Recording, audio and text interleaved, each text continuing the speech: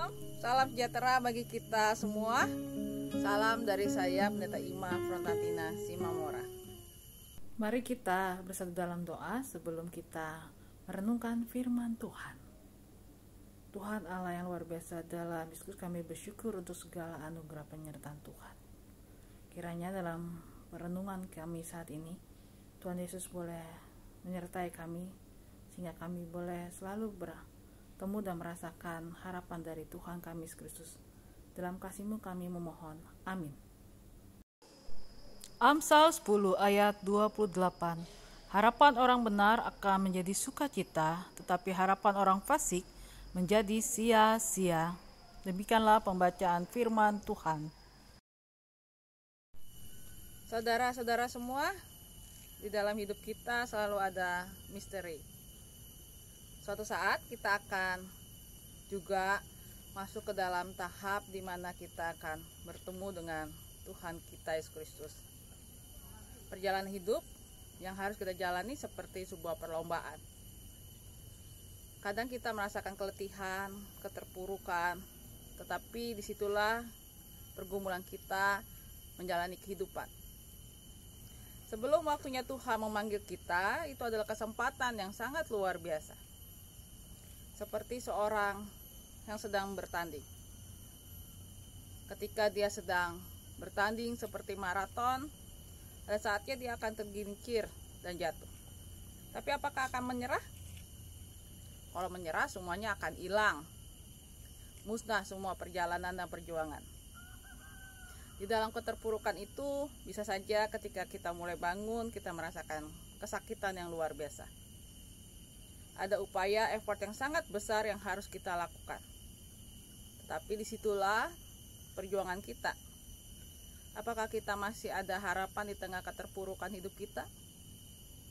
Harapan kita seperti yang dikatakan di dalam kitab Mazmur, bahwa harapan kita adalah di dalam Tuhan yang menjadi sumber harapan hidup kita, sumber kekuatan kita di dalam kehidupan ini.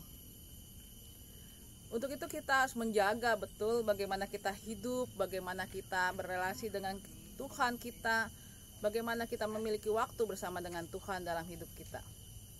Kita tahu ini adalah hidup kita adalah seperti sebuah misteri. Tidak tahu kapan akhirnya. Tapi semua orang akan berakhir dari debu kembali kepada debu. Sebelum itu terjadi, mari tetap memegang Tuhan dalam hidup kita. Sekalipun dalam keterpurukan, kita masih punya Tuhan yang membimbing kita, menguatkan kita.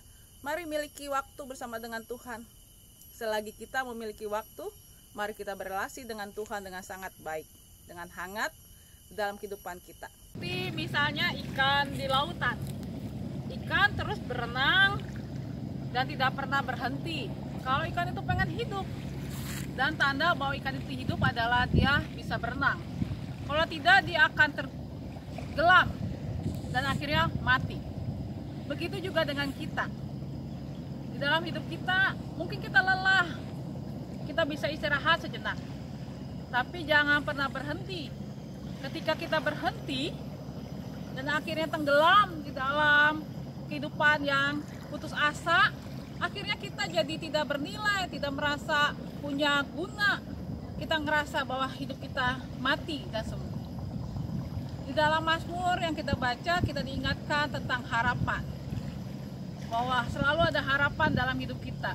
Karena itu tidak boleh kita berhenti, saudara. Pertama, tidak boleh berhenti berharap kepada tangan Tuhan Yesus Kristus dalam hidup kita di masa pemulihan sekarang ini. Mari terus berharap. Kedua, tidak boleh berhenti untuk berusaha. Teruslah bangkit. Tidak perlu melihat orang lain, tapi bangkitlah dan berusahalah, bahkan untuk sesuatu yang sangat sederhana dalam hidup kita.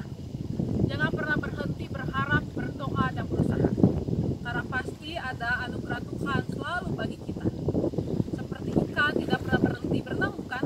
Ketika berhenti, dia akan mati dan jadinya ikan asin. Kalau kita ketika berhenti tidak berguna, siapa yang mau ngasih kita? Tidak ada, kita tidak berguna lagi. Karena itu mari terus berusaha. Tuhan Yesus memberkati kita. Amin.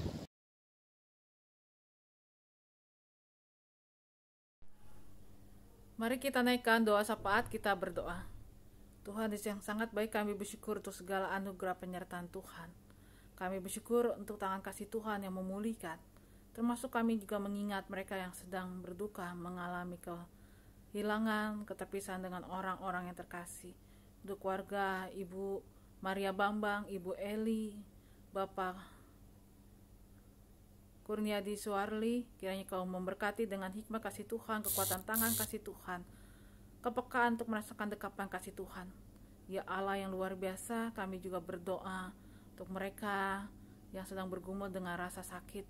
Untuk Ibu Tris, kami juga berdoa untuk Mama Samantha, Ibu Sumiati, Ibu Nani Mahargono, Bapak Mahargono, Bapak Sutanto Harto, Ibu Titi Niati, Ibu Sumihar, Ibu Heni Cahya, Oma Teo, Oma Budi, Oma Sayan yang berusia sangat indah. Tuhan urapi dengan hikmah kasih Tuhan. Untuk proses penyembuhan juga Tuhan berkati terus dengan pemulihan dan semangat yang selalu baru.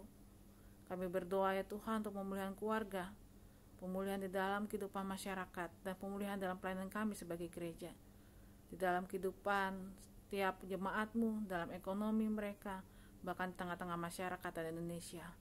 Ya Bapa yang luar biasa, kami juga berdoa untuk saudara-saudara kami yang sedang berulang tahun, untuk saudara Evan Hutabalian, untuk Bapak Rinto, untuk saudara Charlie. Tuhan berkati dengan hikmah kasih Tuhan dan kekuatan tangan kasih Tuhan. Tuhan Yesus yang sangat baik, inilah doa kami yang kami haturkan bersama doa Bapa kami. Bapa kami yang ada di sorga, dikuduskanlah nama-Mu, datanglah kerajaan-Mu, jadilah kehendak-Mu di bumi seperti di sorga. Beri kami hari ini makanan yang secukupnya. Ampuni salah kami seperti kami ampuni yang bersalah pada kami. Jangan bawa kami dalam pencobaan, melainkan lepaskan kami dari